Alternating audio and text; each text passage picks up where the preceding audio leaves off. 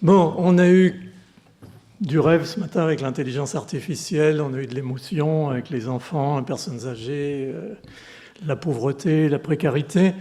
Là, on va peut-être passer sur un mode un peu différent. On va avoir la session de mes rêves, c'est-à-dire la session sur, au fond, ce que vont devenir, et on ne va pas rentrer dans tous les détails, dans toute la diversité, mais sur certains sujets, ce que seront véritablement, entre guillemets, les plateformes, même si j'aime pas trop le terme, qui vont, au fond, servir à la médecine du futur, dans l'hôpital du futur. Donc, on va commencer avec l'imagerie. Pas toute l'imagerie, bien entendu, des sections particulières, dépendant finalement de ce que fait la personne qu'on a invitée. Donc, Michael Tanter, qui est professeur à l'ESPCI, qui est un physicien qui s'est intéressé et qui travaille et qui est connu internationalement pour ses travaux sur à la fois l'imagerie et la thérapeutique ultrasonique. Il est membre de l'Académie des sciences et il a, comme vous allez le voir, des films magnifiques à vous montrer sur ses travaux. Donc, Michael, je suis vraiment ravi de ton acceptation de participer à ce symposium. Merci beaucoup pour cette invitation. Je suis très content d'être là pour présenter ces travaux. Je vais vous parler en 20 minutes un peu de l'avenir des ultrasons. Je pense, peut-être que je me trompe, hein, on se trompe souvent sur le futur, mais ce qu'on espère que les ultrasons seront capables de faire dans l'avenir à l'hôpital, en fait. Je vais commencer par juste revenir à la base de l'étymologie, la découverte. La découverte, ça vient de discoverer. Et c'est tout simple, en fait. Ça veut juste dire enlever la couverture, découvrir, enlever la couverture, enlever le voile sur ce qu'on ne voit pas, en fait. Et c'est vraiment ce qu'on cherche à faire en imagerie médicale. On essaye de voir quelque chose qui n'a jamais été vu, à la fois pour comprendre comment le corps humain fonctionne et puis comment il dysfonctionne pendant la maladie. Alors, ces belles images ici, vous voyez, c'est quelques pixels de niveau de gris. Je ne sais pas si quelqu'un dans la salle sait ce que c'est. J'espère pas, je pense pas. Autrement, et en fait, je viens à l'astronomie d'abord, c'est Pluton. En fait, ce qu'on connaissait de Pluton en 1994. Et je voudrais vous montrer ce qu'on en connaissait maintenant en 2008. Vous voyez, 15 ans après, à peu près, en fait, on a complètement changé de façon de voir cette planète. Alors, bien sûr, pour pouvoir faire ça, il a fallu changer complètement les concepts. Il a fallu envoyer des sondes très loin dans l'espace. Il a fallu embarquer de plus en plus d'électronique miniaturisée. Mais vous voyez, en fait, en trouvant des nouveaux concepts et en utilisant la puissance des ordinateurs, maintenant, on peut arriver à découvrir la planète différemment. Alors, en imagerie médicale, c'est un peu pareil. Là, j'ai pris un exemple de notre laboratoire. Alors, j'espère que personne ne sait ce que c'est, là, parce que pareil, en fait. Ça, c'était en 2008, avec un de mes étudiants en thèse. On regardait les flux sanguins dans le cerveau, dans une petite zone, le thalamus, au milieu du cerveau d'un rongeur, un rat. Et vous voyez, c'est le flux sanguin chez les rongeurs en 2008, à peu près 2008. Voilà. Et ce qu'on fait aujourd'hui, vous voyez, en fait, en 2022, c'est à peu près ça. Et on est capable de voir le flux sanguin dans cette petite zone du cerveau, mais aussi à l'échelle du cerveau entier, en 3D, enfin en 4D, parce qu'il y a aussi l'aspect temporel, vous voyez. En fait, on voit le flux sanguin partout dans le cerveau, avec des résolutions qui vont jusqu'à la microscopie, sans ouvrir du tout le cerveau, le crâne, en fait. Donc vous voyez, en 15 ans, ça a complètement changé, parce qu'on a changé les concepts et la façon d'acquérir les données, et on a utilisé l'électronique au maximum, en fait. Voilà. Alors, les ultrasons, c'est une modalité qui est hyper connue, elle est très présente en clinique, elle n'est pas chère du tout, elle est vraiment démocratique, c'est-à-dire qu'on peut en avoir énormément des échographes dans les hôpitaux et ils sont très très faciles à utiliser. Et ce qui est intéressant, c'est si vous regardez ces images de fœtus pendant la grossesse, vous voyez, en fait, entre les années 80 et 2015, on a beaucoup amélioré la qualité des images, bien sûr, parce qu'on a amélioré les électroniques, on a amélioré les sondes qui mesurent le signal ultrasonore. Par contre, ce qui est fou dans ces trois images-là, c'est qu'elles ont toutes été acquises de la même façon. On n'a pas changé pendant 40 ans la façon d'émettre des ultrasons dans le corps, d'enregistrer ce qui revient et la façon de fabriquer une image.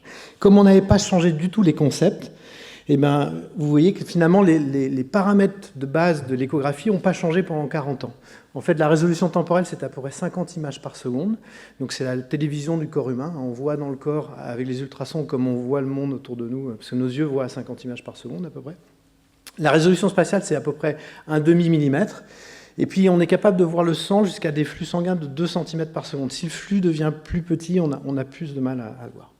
Et puis, jusqu'à présent, en clinique, l'imagerie échographique était quand même majoritairement morphologique et on voyait le flux sanguin dans les très gros vaisseaux. En fait. Et tout ça, en 20 ans, on a complètement changé ça, on a cassé ces barrières. Vous voyez, on a trouvé un moyen d'aller faire de l'échographie ultra rapide à 10 000 images par seconde du corps humain. C'est-à-dire qu'on voit le corps humain vraiment maintenant au ralenti. On arrive à descendre à la microscopie, 5 microns pour l'imagerie des flux sanguins. On arrive à voir des flux sanguins très très lents, 1 mm par seconde. Et puis on arrive à voir beaucoup plus de choses que ce qu'on voyait avant. On est capable de voir les propriétés mécaniques des tissus, c'est important parce que ça remplace la palpation du médecin, donc la rigidité des organes. On est capable de voir les petits vaisseaux, on est capable même de voir maintenant l'activité neuronale par ultrason. Alors je vais vous expliquer comment on fait ça, vous allez voir, c'est très simple en fait, c'est des idées souvent un peu bêtes mais qu'il fallait avoir. Donc on va commencer par l'échographie ultra rapide. Alors pour vous expliquer l'échographie ultra rapide, je vais vous expliquer en 2 secondes comment on fait une image échographique. Vous voyez, quand vous faites de l'échographie, vous avez une barrette échographique ici, c'est un ensemble de petits émetteurs piézoélectriques là, qui sont le long de cet axe. Et on va émettre des ultrasons le long d'une ligne et on va enregistrer les échos qui reviennent en arrière. On appelle ça échographie parce que l'onde rentre dans le corps, elle est rétrodiffusée par les diffuseurs et ça revient sur le réseau. Donc c'est échographie. On émet, on enregistre ce qui revient en arrière, ça nous fabrique une ligne de l'image. Puis on émet un petit peu à côté, on enregistre ce qui revient en arrière, ça nous fait une deuxième ligne, et ainsi de suite. Et on va faire autant d'émissions et de réceptions qu'il y a de lignes dans votre image échographique. Donc typiquement, on a à peu près 200 lignes dans une image échographique, donc il faut faire 200 tirs et réceptions pour fabriquer une image. Et ça, tous les échographes dans le monde aujourd'hui fonctionnent comme ça, en fait. Alors au lieu de faire ça, il y a plus de 20-25 ans, en fait, on a décidé avec Mathias Fink à l'ESPCI de faire complètement l'opposé. Au lieu de focaliser des ondes, on s'est dit on va émettre des ondes qui partent dans toutes les directions. Donc par exemple une onde plane, on émet une onde plane, l'onde va aller partout en même temps, on enregistre les échos qui reviennent en arrière, on met ça dans des mémoires, et on a un algorithme dans l'ordinateur qui nous fabrique une image à partir d'un seul tir. Donc vous voyez, en un seul tir, on fait une image, donc on multiplie la cadence par un facteur de 200, et on va à 10 000 images par seconde, et on va voir le corps humain au ralenti. Alors, à partir du moment où vous êtes dans la milliseconde, dans le 1000 images par seconde, la milliseconde, c'est un nouveau domaine, c'est le domaine de l'infiniment rapide pour nous en physiciens, de l'imagerie médicale. Et ce qui est intéressant, c'est que dans le corps humain, quasiment tous les phénomènes physiques importants, ils se passent dans le domaine de la milliseconde. En fait, vous voyez, si vous lancez un ballon d'eau sur un copain à la plage l'été, eh ben, en fait, vous ne le voyez pas à l'œil, mais il y a une onde de cisaillement, une onde mécanique, une onde sismique qui se propage, et elle se propage à quelques mètres par seconde.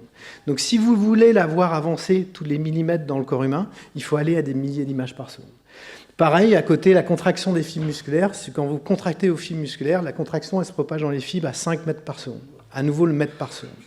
Et puis là, le sang dans une carotide, quand vous avez une sténose, le sang il va à 1 mètre par seconde souvent. Donc en fait, vous voyez tous ces flux importants du corps humain, la mécanique, la contraction électrique et les flux sanguins, ils sont dans le mètre par seconde.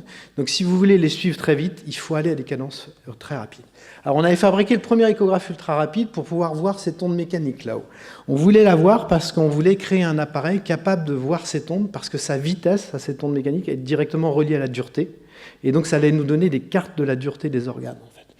Et c'est ce qu'on a fait. En fait, on a créé une société et un échographe qui est capable d'aller créer une vibration à distance. Alors bien sûr, on ne va pas lancer un ballon d'eau sur le patient. Hein. C'est la sonde ultrasonore qui crée la palpation à distance. Donc ça crée une petite secousse sismique à l'intérieur du corps.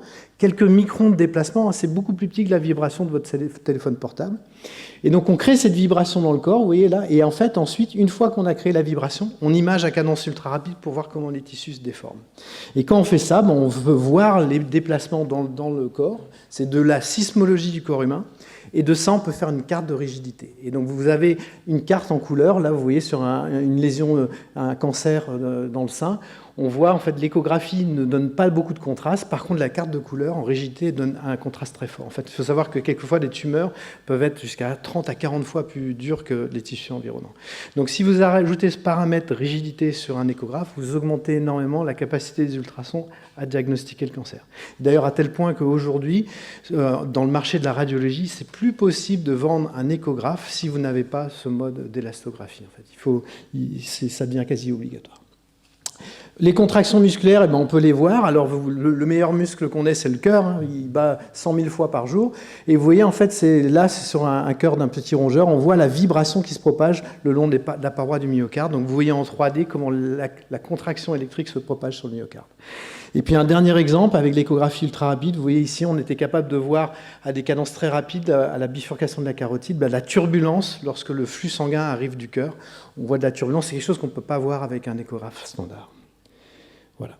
Alors, tout ça, c'est en clinique maintenant. Vous voyez un échographe ultra rapide, le premier échographe ultra rapide qui est rentré en clinique en 2010. Aujourd'hui, c'est utilisé énormément. Vous voyez, ça, c'est une image sur un patient. C'est le foie d'un patient qui a une tumeur du foie ici. Et vous voyez, en fait, sur l'échographie, on a du mal à voir le contraste entre les tissus sains et la tumeur. Ici, vous voyez, en mesure de rigidité, on voit que la zone de la lésion est beaucoup, beaucoup plus dure que les tissus sains environnants. Alors, une fois qu'on a travaillé sur cette mécanique du corps humain pour voir la rigidité des organes, on s'est intéressé aussi à essayer de mieux voir le sang. Et on s'est rendu compte en 2010 avec Jérémy Berkoff qu'en fait, en imageant un cadence ultra rapide, on devenait beaucoup plus sensible au flux sanguin. Et donc, vous voyez ici, ça c'est le cerveau à nouveau d'un petit rongeur, d'un rat.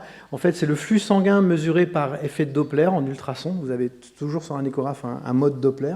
Et vous voyez, c'est le flux sanguin dans le cerveau de ce rat avec une échographie conventionnelle Doppler, en fait. En faisant de l'ultraphase Doppler à des milliers d'images par seconde, vous voyez, on augmente énormément la sensibilité, on augmente d'un facteur 50 à peu près, et on commence à voir beaucoup mieux les petits vaisseaux et les flux sanguins dans les petits vaisseaux qui sont de l'ordre du millimètre par seconde. Donc, si les artérioles, vous voyez ici l'hippocampe, vous voyez le thalamus ici. Alors, une fois qu'on a vu ça, on s'est dit, waouh, on peut peut-être maintenant essayer de faire comme l'IRM. Vous savez, l'IRM est capable de voir l'activité neuronale en regardant comment l'oxygénation change dans une zone du cerveau. On regarde parce que les neurones, en fait, lorsqu'ils travaillent, il y a quelque chose qu'on appelle le couplage neurovasculaire qui fait que les neurones et les vaisseaux sanguins sont reliés avec un certain nombre de cellules différentes. Mais grosso modo, lorsque des neurones travaillent dans une zone, vous voyez ici l'activation des neurones, et ils demandent juste à côté aux petits vaisseaux de changer leur diamètre pour apporter plus de nutriments et plus d'oxygène. C'est ce qu'on appelle le couplage neurovasculaire. Et donc en regardant le changement d'oxygénation ou en regardant le changement de flux sanguin, on va être capable de voir de manière indirecte l'activation cérébrale. Et c'est ce qu'on a réussi à faire par ultrason. Alors l'IRM le fait très bien en clinique, hein, l'IRM fonctionnel. Mais là, on pouvait le faire avec une technologie beaucoup moins coûteuse, plus portable. Et on a réussi à le faire. Donc d'abord chez le rongeur, vous voyez ici, ça c'est le cerveau d'un rat à nouveau. On voit le flux sanguin en blanc dans le cerveau du rat. Et puis à un moment donné, on va lui chatouiller une moustache, parce que on sait que ça va s'activer dans une zone qu'on appelle le barrel cortex. Vous allez voir. On chatouille la moustache, vous voyez, hop, on voit l'activation ici de la zone de la moustache chez le rat. Un peu plus tard, on envoie un flash de lumière et vous allez voir l'activation dans le colliculus et le cortex visuel. Voilà, hop, voilà. Donc là, en fait, vous voyez juste un petit flash de lumière, vous voyez le changement de flux sanguin dans le cerveau, dans la zone qui a été activée. Donc c'est ce qu'on appelle les ultrasons fonctionnels. Et ils sont intéressants parce qu'ils sont beaucoup plus miniaturisables, portables. Pour la recherche en neurosciences, c'est très intéressant. Et il y a déjà des applications cliniques qui seraient très intéressantes. Je pense que ce matin, vous avez vu une belle présentation, je pense, d'Olivier Beau sur la néonatologie. Et en fait, on a travaillé justement avec Olivier Beau pour faire passer cette technologie en clinique avec lui. Alors, je vais passer ça, c'est pas très important, c'était moins intéressant. Voilà, ça c'est ce qu'on a fait à l'hôpital Robert Debré avec Olivier Beau, donc avec une technologie qui est petite, qui vient au lit du patient. On n'est pas obligé d'amener le bébé jusqu'à l'IRM. Là, on vient directement au lit du patient. On a une sonde sur la tête du bébé et vous voyez, on image à travers la fontanelle. En fait, avec une très belle qualité d'image, on a accès au flux sanguin dans le cerveau ici du bébé. Vous voyez. Et en fait, ensuite, on va choisir un plan d'imagerie. Et en fait, le bébé ne fait rien, il est tranquille dans sa couveuse et on va enregistrer les flux sanguins au cours du temps. Et en regardant les différentes zones du cerveau, comment les flux sanguins changent, on sait comment sont connectées les différentes régions du cerveau, ce qu'on appelle le connectome fonctionnel, la matrice de connectivité fonctionnelle. On va voir comment le connectome fonctionne au cours du temps. Et là, vous voyez deux exemples, un bébé préma et un bébé à terme. Vous voyez qu'au cours du temps, en fait, le bébé à terme a des connexions beaucoup plus fortes entre le cortex, l'hippocampe et le thalamus que le bébé préma. En fait. Donc en fait, là, dès les premiers jours après la naissance, on va pouvoir vraiment mesurer l'activité fonctionnelle et la connectivité fonctionnelle entre zones du cerveau. C'est quelque chose qui est très difficile à faire en IRM, notamment chez les bébés préma. Et donc là, on espère avoir bientôt des marqueurs des pathologies dans les premiers jours après la naissance. En fait. Voilà. Alors, au-delà de ça, on a essayé aussi de casser la dernière barrière des ultrasons, qui est la barrière de la résolution. Vous savez, en fait, un des grâles qu'on cherche en fait en physique, c'est d'essayer de voir à l'échelle du micron, de la microscopie, mais à distance à l'intérieur du corps humain. Vous voyez, quand vous pensez au micron, vous pensez au microscope. Le microscope, c'est l'optique. On regarde en surface, en fait, sur un microscope, les cellules. Là, en fait, si vous voulez essayer de voir plus en profondeur, c'est compliqué, parce que la lumière diffuse dans toutes les directions. Là, en fait, on s'est interrogé, est-ce qu'on ne pourrait pas trouver une solution en ultrasons, puisque les ultrasons se propagent très profondément dans le corps. Et on a trouvé la solution pour pouvoir voir le réseau vasculaire jusqu'à l'échelle microscopique. Et ça va être intéressant parce que, vous voyez, le réseau vasculaire, ça, c'est ce qu'on connaissait il y a plus de 400 ans. Alors, c'était bien sûr en disséquant des cadavres que les scientifiques étaient capables de faire ces belles cartes du réseau vasculaire. Mais ce qu'il faut voir, c'est qu'aujourd'hui, en clinique, en fait, on ne fait pas mieux que ça. Enfin, bien sûr, on n'est pas obligé de tuer le patient pour pouvoir voir ça. Mais en fait, en clinique, on a deux très belles modalités que sont le scanner, l'angiographie par scanner et l'IRM angiographie. Et en fait, avec injection d'agent de contraste, vous voyez qu'on voit plein de vaisseaux, mais en fait, on voit des vaisseaux jusqu'à peu près 1 mm de diamètre. Et en fait, on ne voit pas les vaisseaux qui sont plus petits. En fait. Donc, tous les vaisseaux qui sont plus petits ne sont pas visibles. Et malheureusement, c'est important parce que si vous regardez en fait les vaisseaux, quand on part des très gros vaisseaux de plus en plus vers les petits vaisseaux jusqu'aux capillaires qui font quelques microns, et ben en fait vous voyez qu'on est à partir du millimètre, c'est une terra incognita quelque part pour notre cerveau en fait en clinique. Or, il y a des tonnes de maladies qui sont liées à ces petits vaisseaux. Je pense que Stéphanie Debette va présenter tout à l'heure sur les pathologies des petits vaisseaux. C'est un monde qu'on voudrait voir directement en clinique, auquel on n'a pas accès aujourd'hui. Et donc les ultrasons, on a trouvé une solution pour le faire.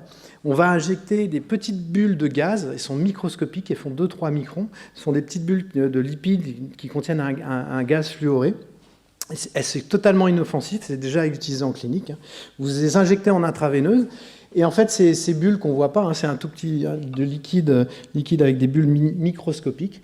On les injecte, mais on va les imager avec notre échographe ultra rapide. Et donc, quand on image ces bulles avec notre échographe ultra rapide, on obtient ce type d'image dans le cerveau d'un petit rongeur.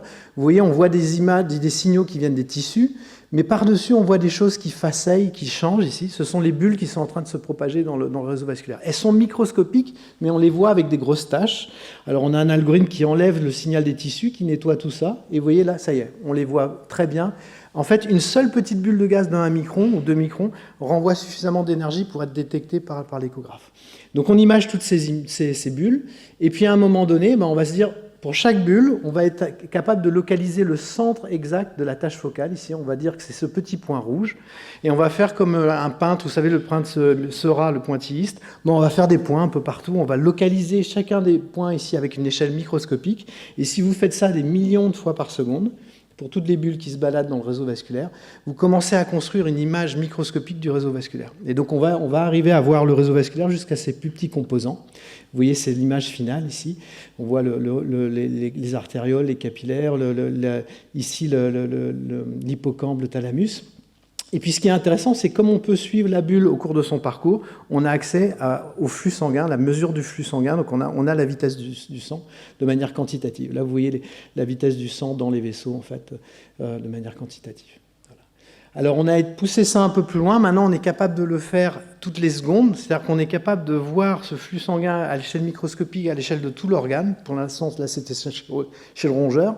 Mais on peut le faire pendant qu'on fait une activité neuronale. Et normalement, quand vous allez chatouiller la moustache d'un rongeur, à nouveau, on devrait voir le flux sanguin augmenter, mais là, maintenant, avec une résolution spatiale microscopique. Et là, vous voyez, voilà, c'est ce qui se passe dans notre cerveau à l'échelle du micron. Vous voyez, tous les vaisseaux, les flux sanguins qui descendent dans les artères, qui remontent dans les veines. Et là, en fait, je reviens un tout petit peu en arrière, à 30 secondes, vous allez voir à 30 secondes, quand on lui chatouille la moustache, vous allez voir l'augmentation de flux sanguin dans le barrel cortex qui est ici. Voilà, hop, voilà, ça y est, l'augmentation de flux sanguin ici. Ensuite, si on veut voir quelle est la zone de la moustache, on a un algorithme qui nous dit exactement la zone qui est reliée à cette activité. Vous voyez, c'est ça, c'est le barré cortex. On voit aussi l'activation ici dans le thalamus. Et voilà, ça c'est un petit zoom. Vous voyez, les vaisseaux, le flux descend dans les artérioles et remonte dans les vénules. Et vous allez voir à 30 secondes, hop, on sent l'augmentation de flux sanguin. Donc on a accès maintenant à l'activité, au moins chez l'animal, à l'activité à l'échelle microscopique, à l'échelle de tout le cerveau. Alors, bien sûr, on se dit, on veut que ça aille en clinique, et on a déjà fait une preuve de concept il y a quelques années, donc on sait que ça va marcher. Vous voyez ici la sonde qui est passée juste en face de la tempe. Alors, on le met au niveau de la tempe parce que les ultrasons passent bien à travers cette zone qui est un peu plus fine. Et vous voyez, on va faire l'imagerie échographique à plusieurs milliers d'images par seconde. On va avoir une imagerie 2D, malheureusement, on ne voit pas encore tout le cerveau. Une imagerie 2D, alors vous voyez, l'image brute, elle est horrible. Mais en fait, derrière, on voit les petites bulles qui faceillent. On les a injectées en intraveineuse chez le patient. Et vous allez voir qu'en quelques dizaines de secondes, en fait, ça dure 20 secondes et on détecte quelques millions de bulles, en fait.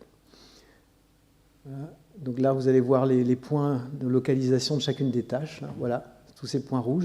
Et ça vous donne accès à une carte du réseau vasculaire avec une résolution gigantesque. On descend à peu près 20 à 30 microns de résolution. Vous voyez là le polygone de Willis. On voit, vous êtes au centre du cerveau de ce patient, c'est à peu près 8 cm ici de profondeur. Et vous allez voir quand on zoome, en fait, on voit des vaisseaux qui font 100 microns. Donc on va commencer à pouvoir aller tester à distance de manière non invasive ces vaisseaux et essayer d'avoir accès au dysfonctionnement de ces vaisseaux. Je vous montre un exemple que j'aime beaucoup ici.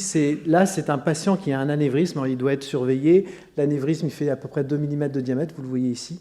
Et ça, c'est imagé avec la meilleure modalité en clinique. C'est scanner avec injection d'agent de contraste. Et en fait, on va zoomer à l'intérieur. Vous allez voir ce que donnent les ultrasons. Donc là, on zoome à l'intérieur de cet anévrisme. Voilà. On descend en dessous de la résolution du scanner, on continue à zoomer à l'intérieur. Vous allez voir que les ultrasons chez ce patient-là, ils détectent qu'il y a un flux sanguin turbulent à l'intérieur de l'anévrisme. Vous voyez, la résolution, c'est 20 microns entre chaque flèche ici. Et donc maintenant, pour vous montrer, donner un peu une sensation de la résolution qui est obtenue, on dézoome. Vous voyez, donc là, on est à l'intérieur de l'anévrisme, c'est à peu près 100 microns ici. On dézoome. On dézoome. Tout ça, c'est non invasif. Donc on dézoome. Vous voyez, en fait, là, vous voyez la turbulence dans l'anévrisme. Et là, on dézoome, et on va aller jusqu'à l'échelle du cerveau entier. Voilà. Donc ça, c'est pour l'instant qu'une imagerie 2D, mais notre but, bien sûr, c'est d'aller jusqu'au 3D. Là, on a des résolutions qui sont presque 20 à 30 fois plus grandes que l'angio-IRM et l'angio-scanner. Voilà. Alors, ce dernier système, c'est ce qu'on est en train d'essayer de faire. On a eu un beau financement de l'État qui s'appelle le projet Zeus. Notre but, c'est de créer un premier système. Alors, ce n'est pas un système qui sera à l'hôpital tout de suite, c'est sûr, c'est un prototype de recherche. Mais notre but, c'est de construire un système qui est capable d'acquérir des données à des flux de données gigantesques. Vous voyez un peu toutes les données qu'on doit acquérir sur le cerveau d'un patient, juste en 2D. Donc, imaginez en 3D ce qu'on doit obtenir. Et ce système sera le système d'imagerie médicale le plus puissant au monde, puisqu'il sera capable d'acquérir des données à 1 terabit par seconde. Donc 1 terabit par seconde, c'est l'équivalent de centaines de DVD par seconde qui passent dans le câble. En fait. Et en quelques secondes, on doit avoir accès à toute l'information. Donc on est en train de construire ce système avec l'INSERM. Vous voyez le casque à ultrasons qui est en train d'être développé. Je vais passer les détails, mais on est déjà en train de faire le design de la machine. Le projet dure 5 ans, on est à 2 ans de ce projet. On a déjà passé les 2 premières années et on veut être en clinique avant la fin du projet. On sera en clinique avant la fin du projet sur ce système et on devrait être capable d'avoir vraiment la vascularisation complète des organes de patients ou de volontaires sains au début. Et pour pouvoir mieux comprendre le fonctionnement du réseau vasculaire, comment les organes interagissent aussi. Et ensuite, bien sûr, le but, ce n'est pas de faire qu'un système de recherche, même s'il sera extrêmement intéressant pour la communauté scientifique, mais le but, c'est de trouver ensuite les moyens de rendre le système plus petit, moins cher, pour qu'il fasse des bébés dans l'hôpital de demain. Voilà. Et voilà, je crois que je suis au bout, donc ouais, c'est une autre vue du projet Zeus. Voilà. Donc en conclusion, vous voyez, les ultrasons ont beaucoup évolué dans les 30 dernières années. On a maintenant accès à la quantification de la mécanique des tissus, on a accès à l'activité neuronale, on peut avoir accès à la vascularisation et la quantification de l'hémodynamique jusqu'à la microscopie. Et puis ça devrait impacter, et ça impacte déjà, notamment avec l'élastographie, le diagnostic du cancer, des maladies cardiovasculaires, la neuroimagerie, même les neurosciences fondamentales. Et aussi, je n'ai pas eu le temps d'en parler aujourd'hui, je ne pouvais pas tout présenter, mais les ultrasons sont aussi beaucoup utilisés pour la thérapie. On a fait des premières de traitement des valves cardiaques sans ouvrir le patient, sans même aucune anesthésie, en cassant les microcalcifications qui sont à l'intérieur des valves. Et très récemment, avec Jean-François Aubry, une étude qui a montré que les ultrasons peuvent être utilisés dans le cerveau pour neuromoduler certaines zones et faire sortir des patients de la dépression sévère. Voilà. Je voudrais juste remercier toute mon équipe. Ce sont eux qui font vraiment le travail. Il y a plein de gens que je dois remercier. Mathieu Pernaud, Sophie Peset, Thomas Defieux. Je ne peux pas remercier tout le monde, bien sûr. Mais c'est une super équipe. Et puis aussi nos collaborateurs à l'étranger. Voilà. Merci beaucoup.